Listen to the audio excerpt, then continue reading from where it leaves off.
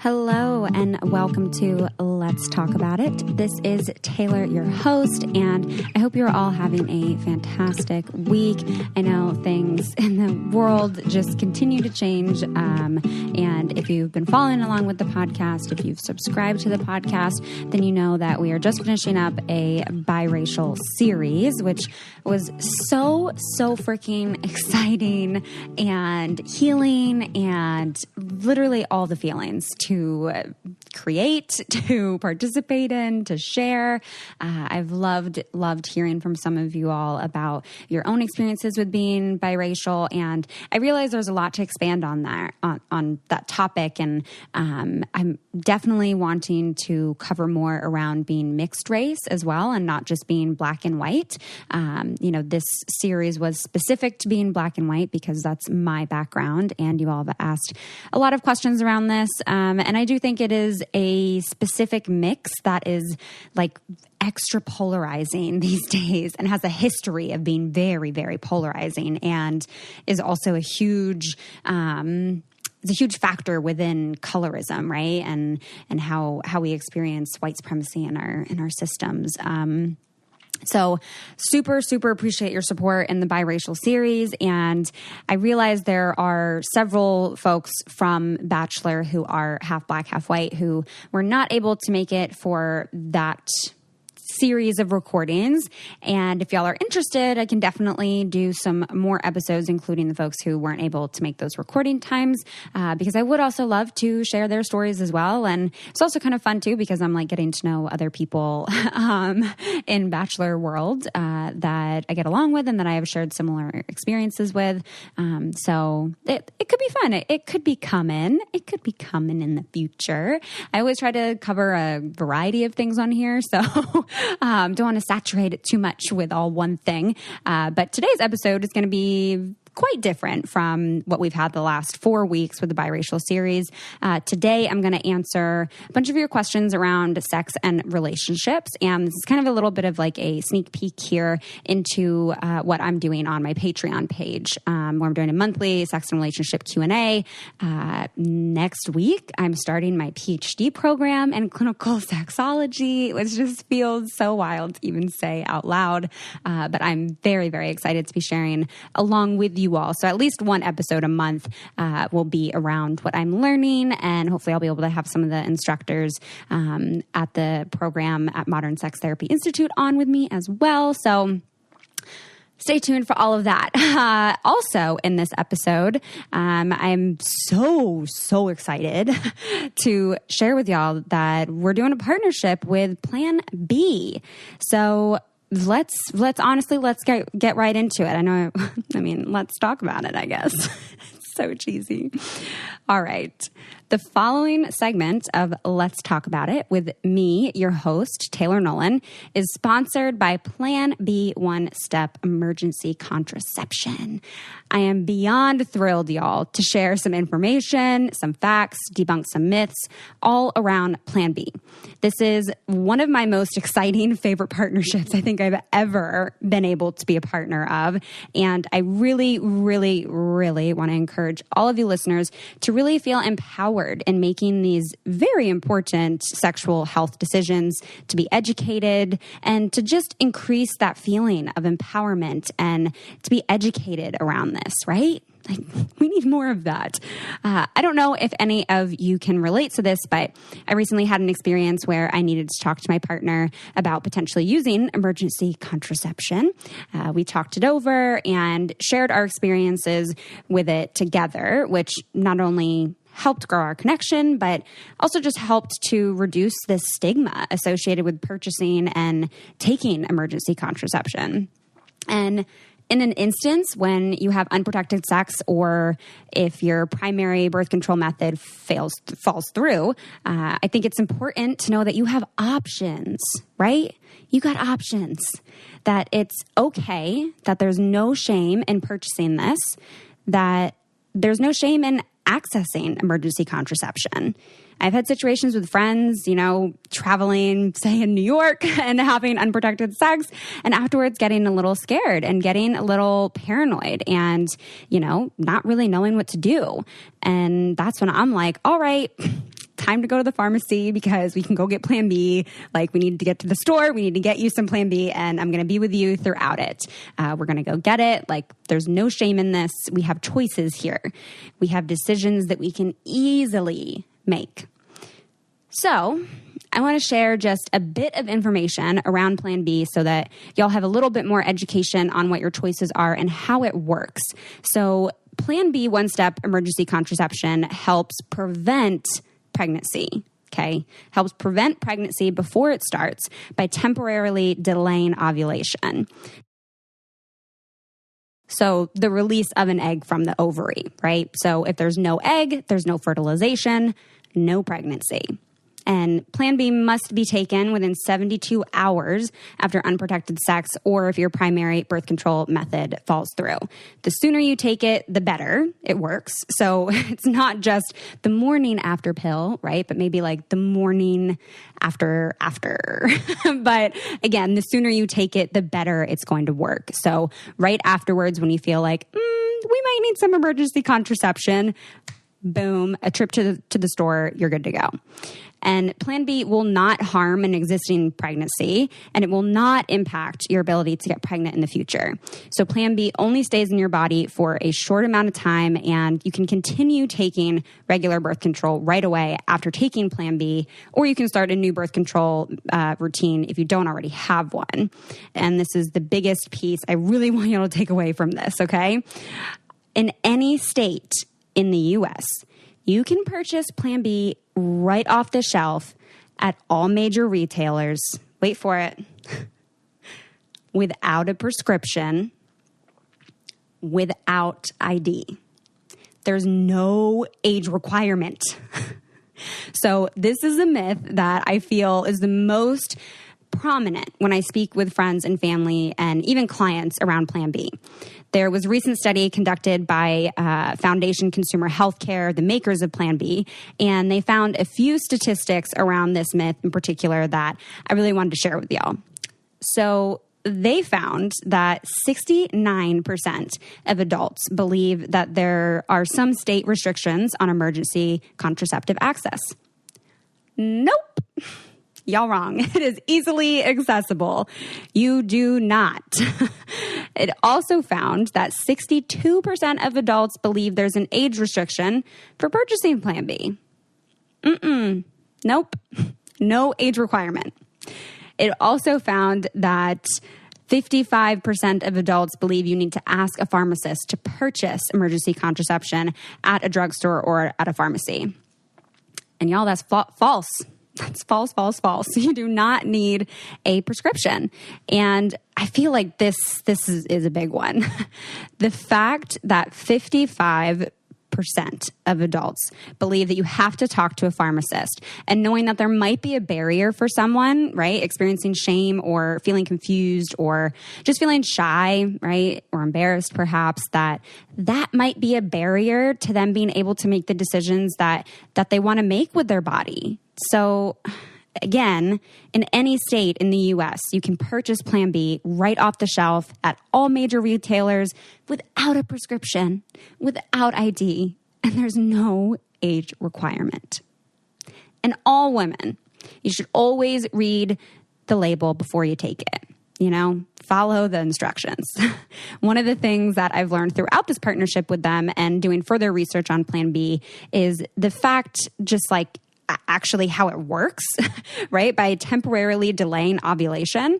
I'm not really sure what I thought. I think that maybe, it just like killed the sperm or something, but learning how it actually works has been really, really, really helpful for me and helped me to feel empowered and knowing that I can continue on, having sex.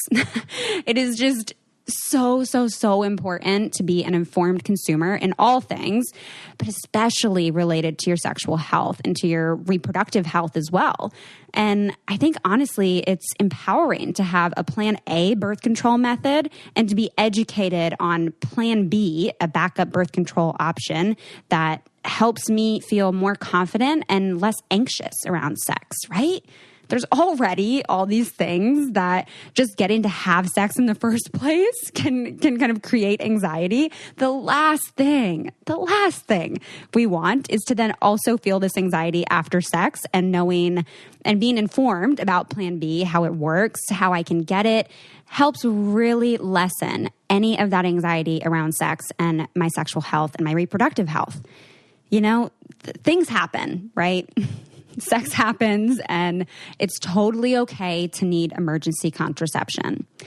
And I hope that y'all feel a little bit more empowered, or at least have a sense of empowerment after hearing this segment and becoming a little bit more informed and a little bit more educated on Plan B.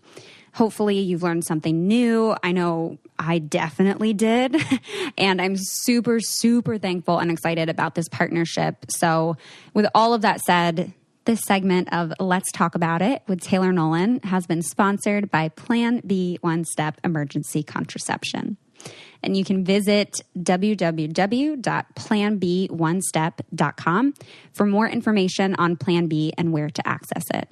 So please head on over to planbonestep.com and do a little bit more research. See where you can access it in your community. Share it with your friends. Share this segment with your friends. Again, I think when it comes to sexual health and helping reduce the shame surrounding all things sex, that the more we talk about it, the less shame there will be. So thank you all so much for listening to this segment. And I hope, again, that you've learned something wonderful. All right, that concludes this segment. Thank you all so much for tuning in and listening to this portion of the podcast. And now we can get back to the show where we're going to do a little Q&A, a little sex and relationship question and answer. Whoop, whoop. Okay, so this is the whole rest of this episode. If you couldn't already tell, is going to be a solo episode. So we're just hanging out, the two of us. So these are questions that y'all submitted, and honestly, they're all fantastic. So let's just get started. Let's just get right on into it. First question. I'd like some advice on how to get mentally stimulated. I've tried to get down and dirty with multiple partners and no success, because even though my body physically responds, I still feel like I'm not mentally aroused. I feel like if I were to ask you if you could relate to this, raise your hand. And if I were in a crowd of people, that like almost everyone would raise their hands. Not sure how to do that in a podcasting format, but y'all get what I'm saying. So first, it's totally normal and totally common and totally okay to struggle with this sometimes. Your body certainly can physically be reacting, and you mentally still not have made that connection. And one of the things I would kind of encourage you on is, if you aren't feeling like mentally present, to not have to continue with whatever sexual act you're participating in. If you're in the midst of that, or you're starting that, and you're really not there, and you're not feeling safe, and you're not feeling comfortable, you have every right, right? This is basic consent, right? And I really want to encourage y'all to participate in enthusiastic consent, okay? Let's step it up a notch. So instead of just agreeing to a sexual interaction, how about we want, right? We desire it. We're excited about it, right? That's enthusiastic consent. I want this, and I am going to participate in it. So that's kind of first step there, right? Sometimes for some people, you might feel like, oh, once you start a little bit, then you'll get in the headspace, right? Okay. And if that works for you, then that works for you. One thing I would kind of encourage you to check in with yourself on is if you feel safe, if you emotionally feel safe in this sexual experience with whoever you're with, right? If mentally you're not getting aroused, if you're not getting stimulated, if it's difficult to be present, do you feel safe with this group of people, with this person? And if you're not, that might be why. I know I certainly can relate to that, where I've been, starting to get or in the midst of being sexually intimate with someone and just feeling like I didn't really have a connection with that person. And so mentally and emotionally, I was kind of checked out. And that's when you got to stop and ask yourself, like, is this the kind of sexual experiences that I want to be having? Do I really want to sit in this and not be enjoying this? So yeah, I would kind of ask yourself that. Am I feeling safe? Another thing I would encourage you in this kind of an example, if you are feeling safe and you are enthusiastically consenting, but still struggling to get mentally aroused, maybe start talking during, right? And maybe this is a conversation that you have with your partner beforehand too, right? Of talking about what you like, talking about what you don't like, but perhaps with a little bit of verbal back and forth that can mentally start to stimulate you, right? If you're asking your partner, does this feel good for you? What feels good for you? Or communicating, I really want you to do this, or have you ever done this? Having that verbal back and forth might kind of get your mind back in the game, right? It might get it to be a little bit more present and connected with that person or people.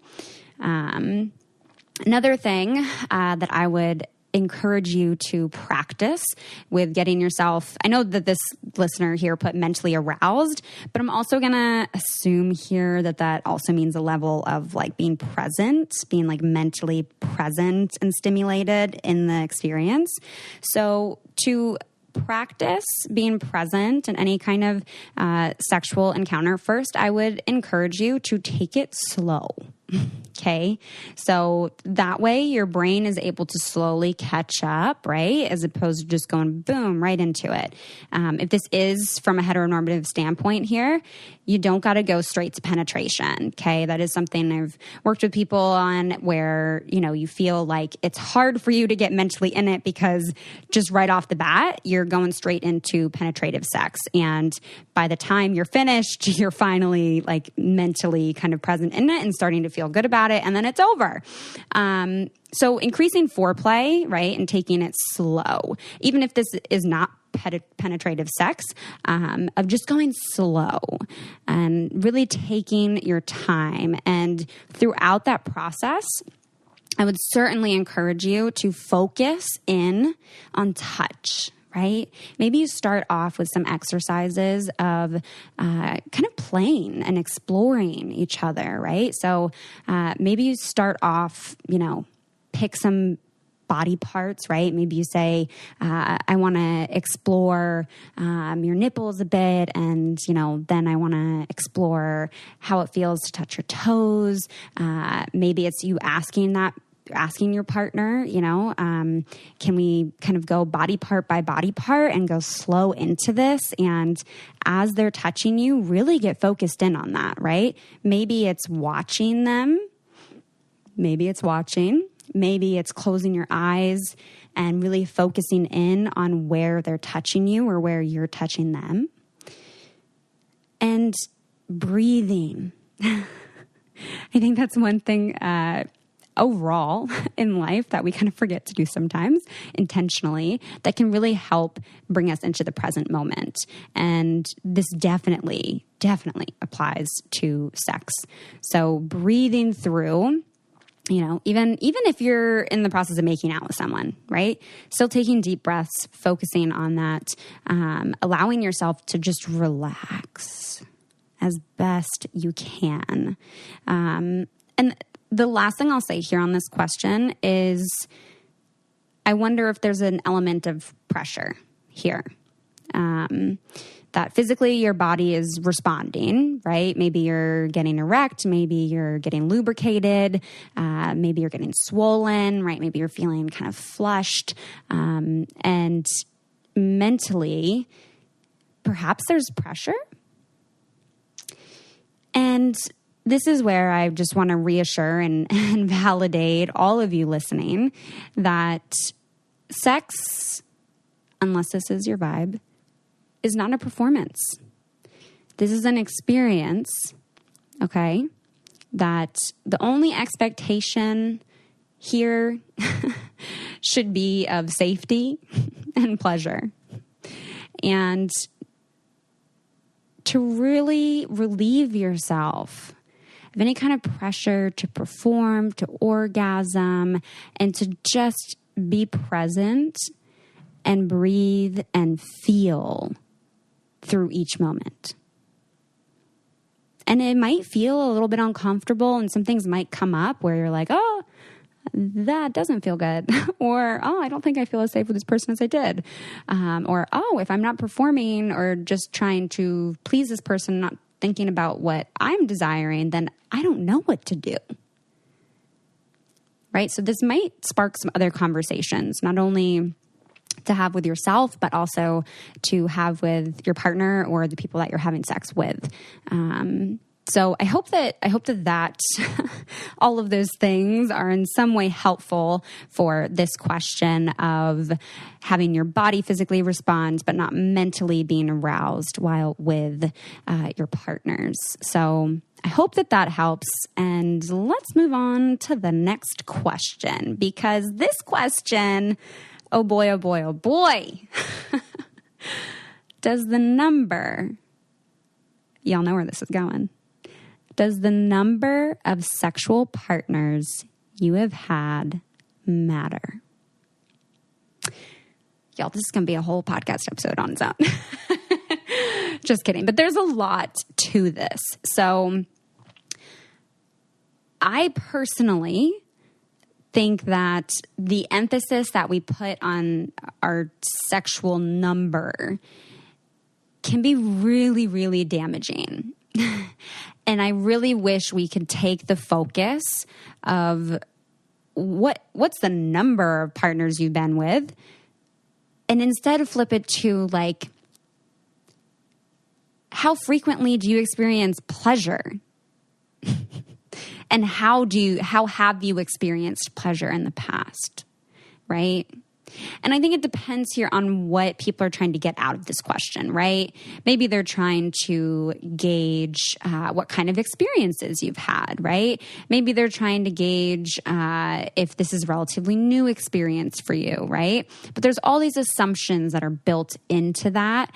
And I think it requires a much larger conversation other than just the number, because I would be very curious as to what this number means to the person that's asking you, or to yourself as you're counting or keeping track of the sexual partners you've had. So I'll share something personal here. I used to have a limit for myself. And I will say, this question alone is a symptom and a consequence of patriarchy. Because the reason that this question is usually asked is typically towards women to ensure the purity or innocence of her, to ensure she hasn't been tainted for a romantic partner, to take her seriously. Which just, oh my goodness, how frustrating is this?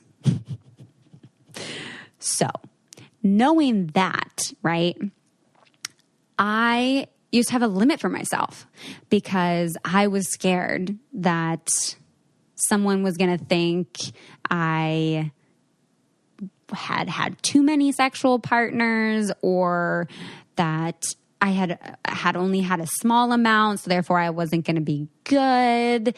And there's like so much of this emphasis here, right, on like what I could do for them. Patriarchy. Rather than like, how have I experienced these experiences? So I personally don't think that the number of sexual partners that you've had matters in terms of if you qualify or are a great option for a long-term partnership, right? I do think, personally, I hold more of a standpoint of the more the merrier. As long as these are sexual experiences that you are enthusiastically consenting to, are not causing harm, are experiencing pleasure, are not involving, animals or children or elderly abuse, I think that the more the merrier, because I feel so sad for myself when I think back on like the partners that I did have where I wasn't vocal, right? Where I didn't emphasize or put focus on my own experience in this. And instead it was like, oh, if I'm with them in this way, is that going to make them want me in a partnership? Which is so sad. But if I had actually felt empowered, right, and thought, oh, well, the number of partners doesn't really have matter, but like, can I focus on the quality of partners I'm having? That, oh boy, my sexual experiences would have been so different throughout high school and even grad school. And I think I wouldn't have limited myself, right? I mean, there was even a fear of like there was a fear of like getting out of a long-term relationship because, oh, well, then I'd have to have sex with someone new. Then I'd be adding to my number. I didn't want to go over my hands, right? I didn't want to go over my fingers. And then, oops. Then I went to my toes and I said, okay, I don't want to go over my toes. And then as I was getting towards the end of my second foot, toes, I said, why does this matter to me? Why does this matter to me? And if your partner is asking you this, I would ask them, why does this matter to you? What makes this an important question for you? What is it that you want to know from the response to this question? And then when I really thought about it, I then had to ask myself, okay, where does this come from? Patriarchy. Then asking myself, do guys ever ask, like, did they get asked this question? And I will say that there are times, right, where that is asked. And unfortunately in our culture, the dialogue is actually switched here, right? Where, I mean, Lil' Kim said it best in, what was it? Can't Hold Us Down, Christina Aguilera Stripped album. Shout out. Y'all know what I'm talking about. Where she says, what did she say? Guy can do the, I feel like I should just play the song. Basically she says, the guy gets the girl, something, but the girl does the same and she's a whore. Something along those lines. Y'all know what part I'm talking about, okay? Don't make me rap it. And yeah, it was that like this in our culture, it's like more celebrated for men, right? To go out and get the girls, right? And that builds him up. But then I was like, well, why can't that be the case for me? And I don't want to be having these experiences that are meaningless, and that does not mean casual, okay, because you can still have very meaningful casual sex, but that I didn't want this to be experiences where I was just having sex and not being fully present in it, and my partner not being fully present in it. So then I had to get really specific, right, into asking myself, okay, if I'm going to focus on the number, then I should at least be giving this number some like serious quality assurance. So there's so much more I can say on this, and I want to make sure we answer the other two questions. But yeah, the number of sexual partners that you've had, whether you are man, woman, other, not, whatever, it doesn't matter. The number, right? There's no shame in having a high number. There's no shame in having a low number. I hope you can focus more on the quality and the pleasure that you are experiencing and what you're learning about yourself and your partner throughout these sexual experiences, because that information is way more important and way more valuable and tells you so much more than the number does, right? So let's switch the conversation more to that. if you're asking yourself this question or if a partner is asking you this question, let's switch it. Let's switch up that dialogue. That's all I'll say on that one for now. So our next question, what do you do with lingerie after a long-term monogamous relationship? We were together for 7 years. He was my first love, first sexual partner, and most of my lingerie was purchased with him in mind or helping pick it out. I don't necessarily want to get rid of it because I purchased it all, but it makes me sad. I tried some on tonight to try and feel sexy and tune in with my sexuality, but it made me remember why I bought each piece. Birthdays, Valentine's Day, etc. So I gotta say, first, yeah, it sucks because you paid for all of it. So you don't want to get rid of it. I feel that, girl. I'm like, this is expensive sometimes. So you don't want to get rid of it. That's totally valid. And your feelings of feeling sad in this are also so valid because that carries a lot of sentimental value, right? It's no longer just this item that helps, connect you with your sexuality or make you feel sexy.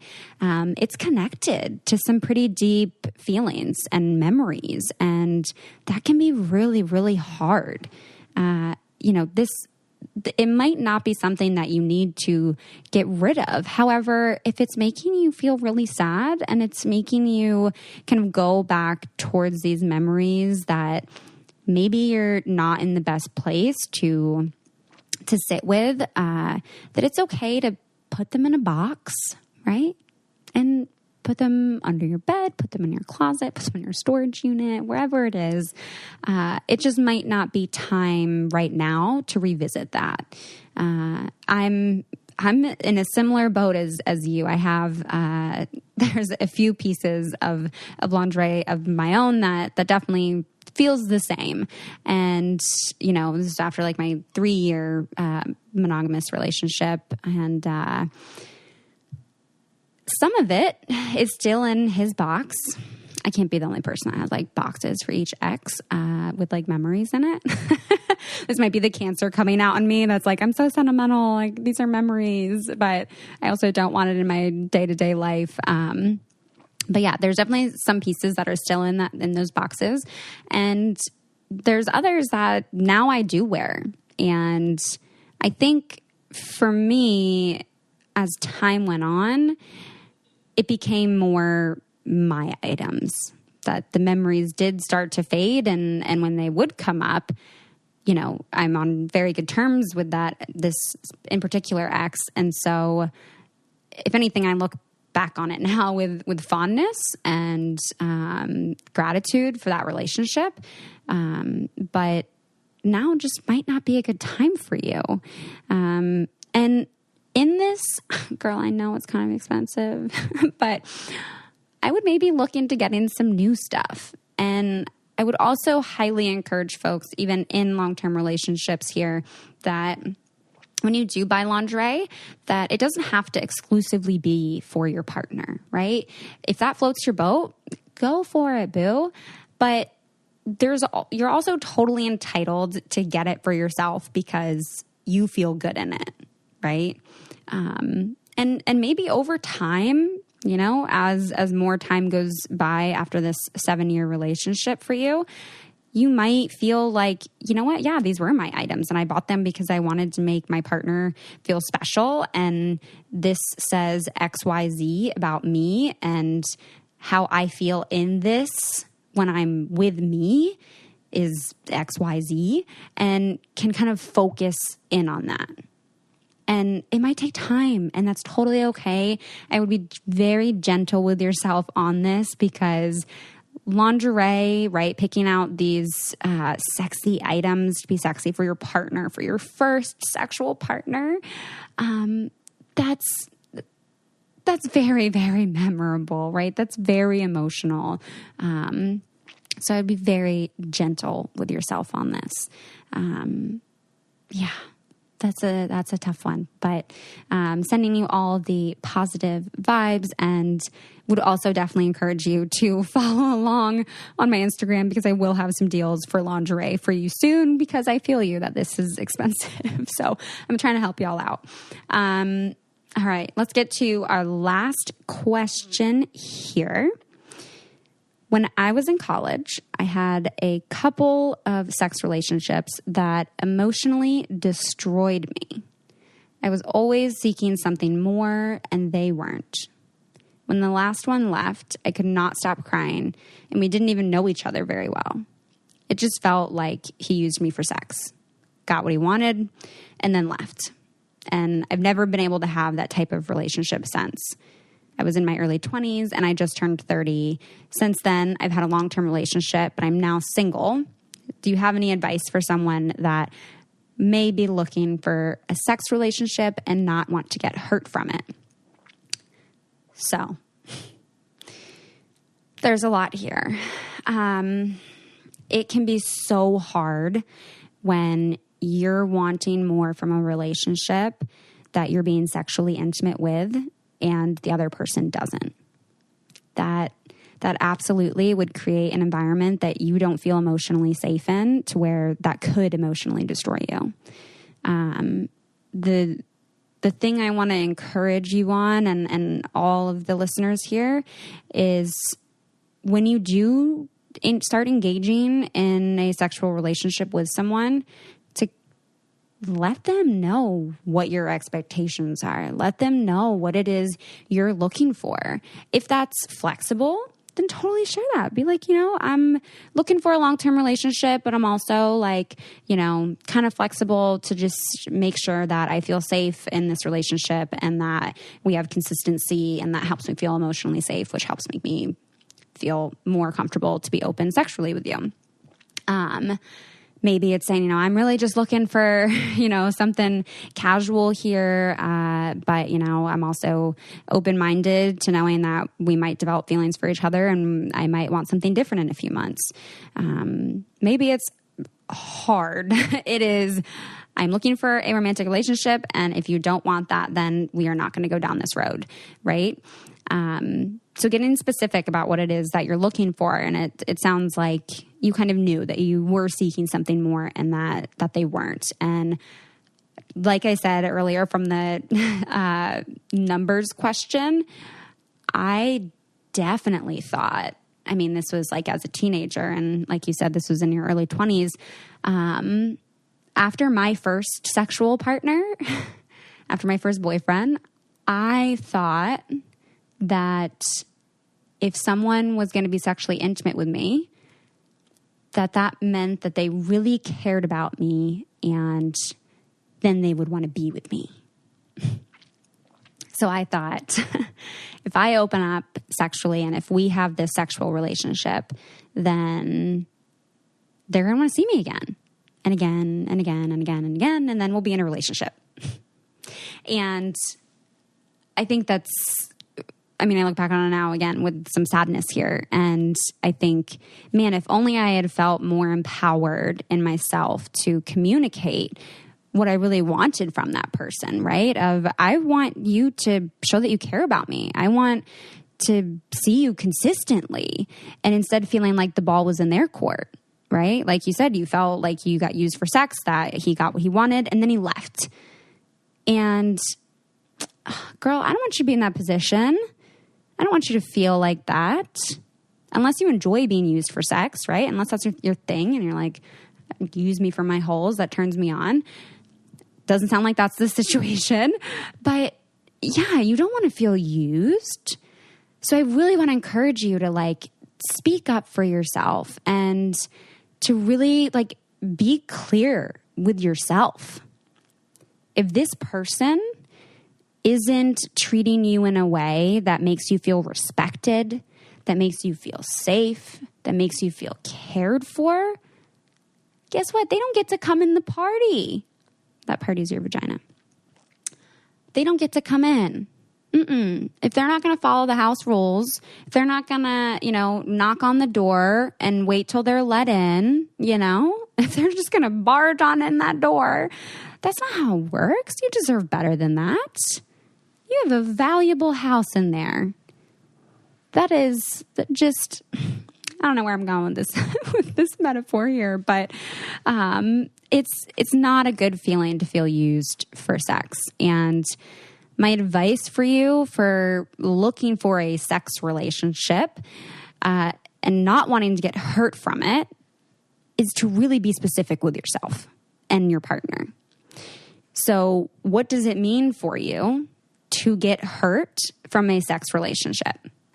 What kind of boundaries do you need in order to have a sex relationship without getting hurt? And this is, I've shared a bit about Toronto Lover, and it did start out as a sex relationship, 100%. And I've had other sex relationships. Maybe I should speak on that one instead of Toronto Lover.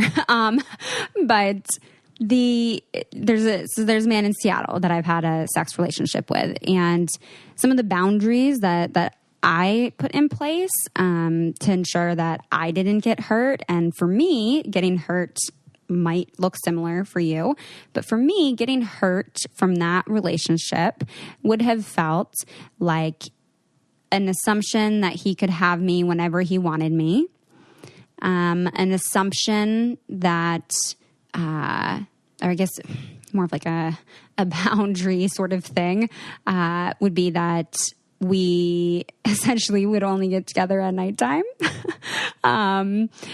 We had a scenario where, he was trying to take me out to dinner, and we were kind of at dinner, and it seemed like he was kind of trying to make it a date. And I was like, this isn't really what I want from him.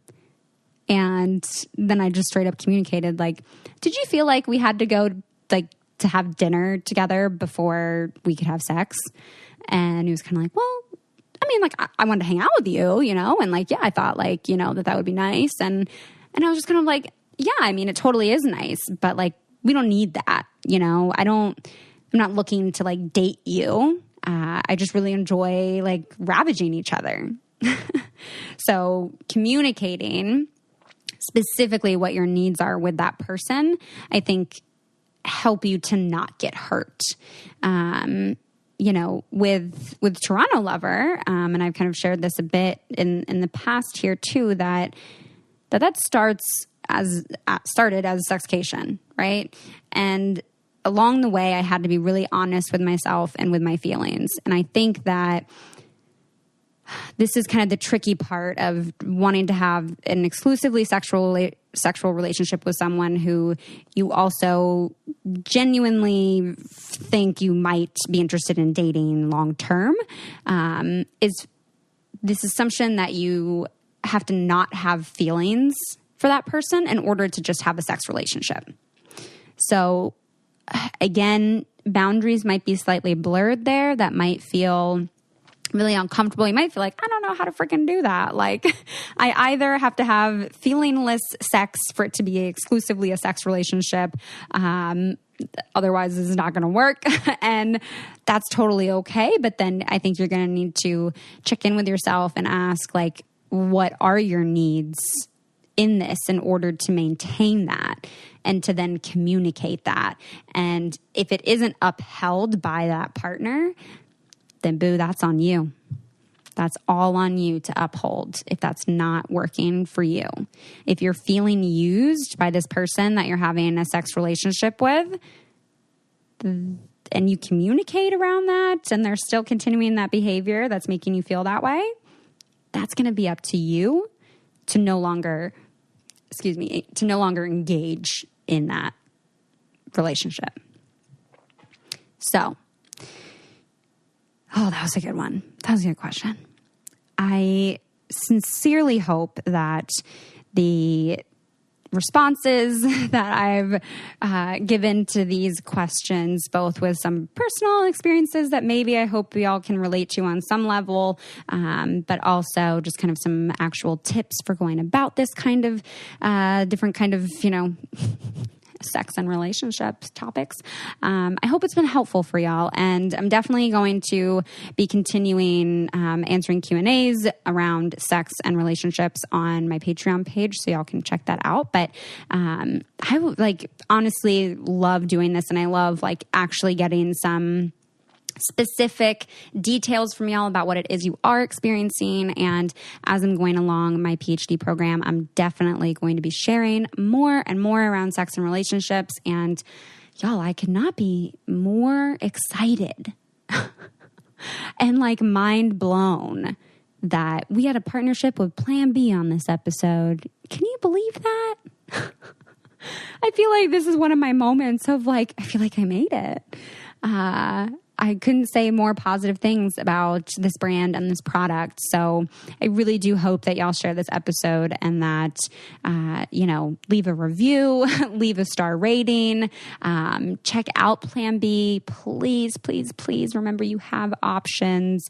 And I just hope that this podcast is continuing to, and if not, is starting to feel like a safe space for you to learn about your sexual health, about sexual pleasure, and that you can feel empowered listening to this. I honestly, sincerely hope that the guests that I have on, that the things that I share about my personal life and about my education and the things I'm learning and already know are valuable or helpful and are also relatable, because I really do care about this community so much, and I really, really love being able to do this. And it's kind of scary to actually start branding yourself in a specific way, but it is so in alignment with my values and with my personality and my interests. So it feels so authentic, but it is a shift. And so I'm so thankful. Sorry, that was a little dramatic of a but I'm very, very, very thankful for those of you that have continued along this whole, quote, journey with me. It really does mean a ton, and I don't take it for granted. And I'm just so appreciative of y'all. And this episode feels very, very big for me. So thank you for all of your support, and thank you so much for listening. Y'all are the absolute best listeners ever.